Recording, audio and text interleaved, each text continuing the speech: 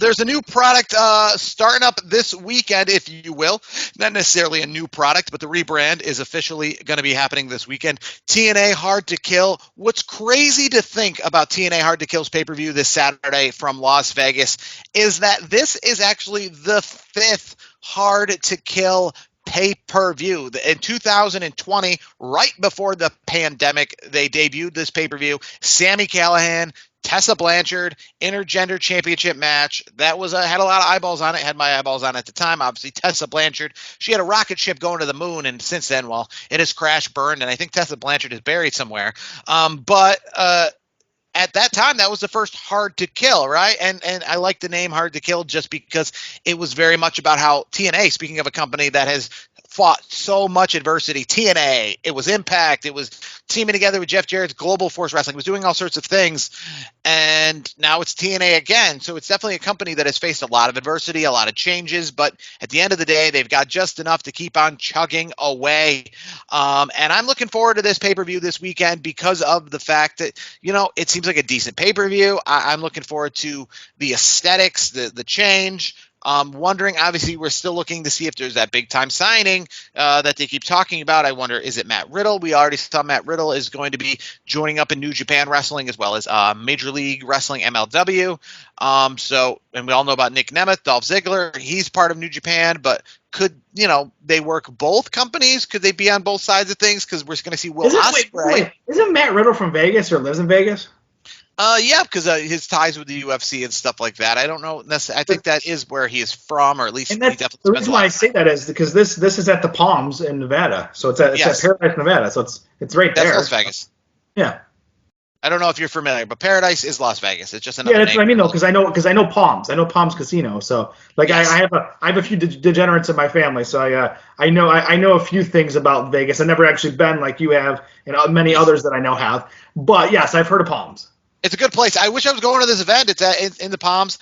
I've been to the Palms before. It's a casino like any other. There's not really much more to speak about than that. But I think it's going to be interesting to see, if they bring in any big time names. Like I said, Will Ospreay is taking on Josh Alexander on Sunday at their event Snake Eyes, which is a TV taping. Now, I'm not familiar if that's going to be a quote unquote premium live event or if that's just going to be like an access TV event. I'm not sure what that exactly is. But Saturday's pay-per-view proper, as they say, it's interesting nonetheless. On the pre-show, you got Rich Swann versus Steve Macklin. You got Tommy Dreamer. He's their digital media champion. He's facing on Crazy Steve. Now, for those who don't know, TNA rebranded, right, from Impact to TNA. So they got all new championship belts this week to kind of go along with that. But one match I want to talk about particularly because of what indications it might be, Trinity, right? We keep hearing the rumors that she might be showing up at the Royal Rumble. She might be coming back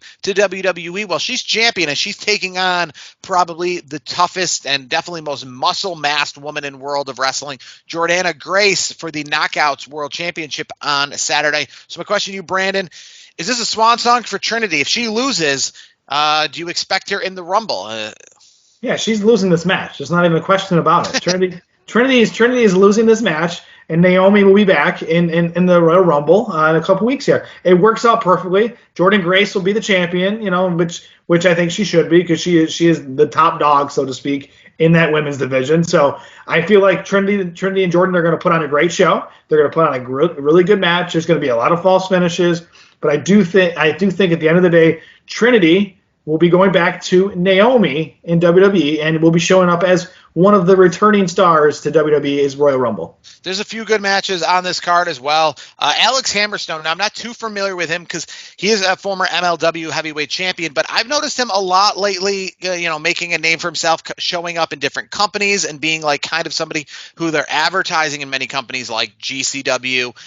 So I think he's somebody on the rise just from the promotions I've seen of him recently. He's taking on Josh Alexander. I think this tag team championship match, Trent Seven and Mike Bailey teaming up together against Grizzled Young Veterans, and obviously ABC, which is Chris Bay and Ace Austin, and the Rascals, Zachary Wentz and Trey Miguel.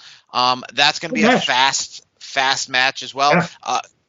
that X Division Championship match, Chris Sabin, he's been obviously in this company all the way back to its origins with Kushida, with the TNA X Division Championship on the line. El Hijo del Viking. You know how to say that name, right? I say it wrong. Yeah, El Hijo del Vikingo. Yes. Okay. I think if it's like 2 words, I'm good. But the fact that it's 4, I start to speak it too fast and I get it wrong. I know who it is. That's at the end of the day. I know who we're talking about here. Very good And wrestler. then the championship, Alex Shelley and Moose. Moose won a Feaster Fired world title match. I was actually at the 1000th episode of Impact, and where they had like the ladder match and where you got the briefcases, you opened it up, you got a championship match, or you got fired.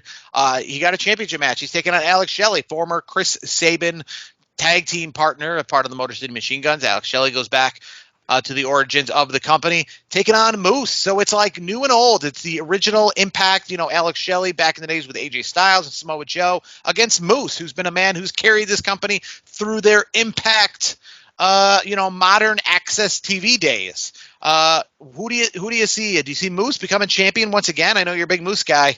I am a big Moose guy, but I don't think it is. I think Alex Shelley will retain the championship. I think it's. I just don't think it's Moose's time at this point to get the championship again. So I will say I think Alex Shelley will leave the pay-per-view as champion. Either way, I'm excited to see it. Like I said, it's an interesting venue, right, where they are in Las Vegas. It's not your traditional, I don't know what you call it, your traditional like arena style venue. Obviously, they're rebranding, and that's one of those things too. When it comes to professional wrestling, that's a little bit different than other sports. And people say, this goes back to Rock versus Roman at WrestleMania, right? People are like, well, what's going to be the better match?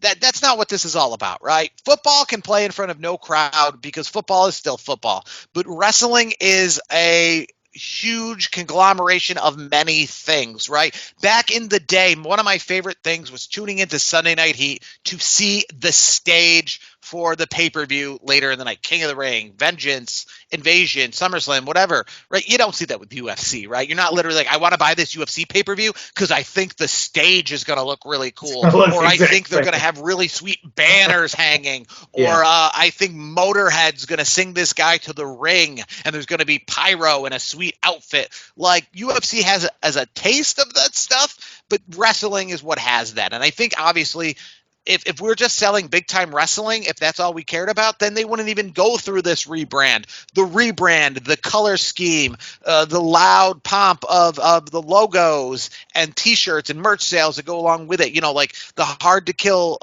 banner, kind of making it very colorful, purple and yellow, like Hulk Hogan style, if you will. Really grabbing your attention. That mixed with the ring, right? 6-sided ring, regular ring. They're going to pull out the 6-sided ring this week out of nowhere. Is that the big surprise? It's things like that that get us to tune into wrestling on top of just the matches. So I am looking forward to the pay-per-view this weekend. I'm looking forward to the TNA maybe being a bigger player in the world of wrestling. And hey, I will say one thing before we close out the show regarding that is they're probably loving Tony Khan's tweets because they're trying to get in where they fit in, and any way that they can make themselves fit in better, and any way AEW can look more ridiculous and silly. Hey, maybe Will Ospreay says, yeah, maybe I didn't think about giving TNA a chance to sign, but maybe I'm going to spend some more time in this company because they may not be as big, but they don't got a guy over here who's like screaming at the clouds and trying to fight WWE personally, that kind of thing. That's all I'm saying. Yeah, no, I agree with you on that. I think I do want to see TNA do well. For me, like I always say, I want to see multiple wrestling promotions do well because when they're doing that, wrestlers get paid good money, they make a good living. I'm good with it because then I'm well entertained. I'll check this pay-per-view out on Saturday. I'll tune in, while I'm watching some different stuff. So I'll keep an eye on some things. It's going to be interesting. We didn't mention Dirty Dango, so I know Dirty Dango. Dirty Dango and PCO. I mean. Yeah, and this is Chance Fandango. I mean, can you believe it? He's been in the world of professional wrestling now, at least from the WWE on perspective, for over 10 years. I want to say WrestleMania 29, so yeah, about 11 years. Since he's made his quote-unquote debut in WWE. Yeah, I mean, he's 40 now. I'm looking at his stuff right here. Yeah, I mean, he's 40 years old, so he's been in the business a good amount of time. So, and speaking of being in the business a long time, PCO, I mean, come on. PCO's been doing it a long time. So, I mean, let's see. PCO, PCO is like my dad's age. So, he's been doing it a very long time. So, kudos to PCO for putting on good matches. I think, and the crazy thing about PCO is the way he reinvented himself. He's not over here like Hacksaw Jim Duggan, just coming out, just being playing the hits and being, and gingerly walking into the ring. You would not think PCO was the 1994 Quebecer guy way back in the day. You wouldn't know that, the way that he has the Frankenstein gimmick and flips through tables and concrete blocks and all this other stuff. Like, it's not just him over here just, like laying down a weak looking chop because of nostalgia purposes. He realizes he's not Hulk Hogan or Ric Flair or one of these guys who people are going to pay. He's been in the business that long, but he's not necessarily going to draw in the attention of an independent show just on his name alone, because he was, like I said, famous because being part of a 1990s WWF tag team. So he's not going to get alone on that. So he's got to keep reinventing himself. He's got to keep himself relevant. PCO is one of those people. He is not Sting. He's not Flair. He's not Hogan. He's not Hacksaw Jim Duggan. He is not showing up to events selling you on his past. For all you know, and all he cares, is him for now, not for the past. And I think that's really cool. Yeah, I think so too. I mean, he's been in the business since 1987, so he's been doing it for a very, very long time. So, I always like seeing guys like that with the longevity. Yeah, sure, he's not, like you mentioned, he's not some of the guys you mentioned like a Hulk Hogan, but he's had a hell of a career, and he still does a good job in the ring, and he like you said, he has reinvented himself. So, that should be a fun match between him and Dirty Dango. So I'll be keeping an eye out for it. I think it'll be a decent show overall. It's a decent card. So, and again, just to reiterate, Trinity this is her last night in TNA. She will be back as Naomi at Royal Rumble. You can bank on that.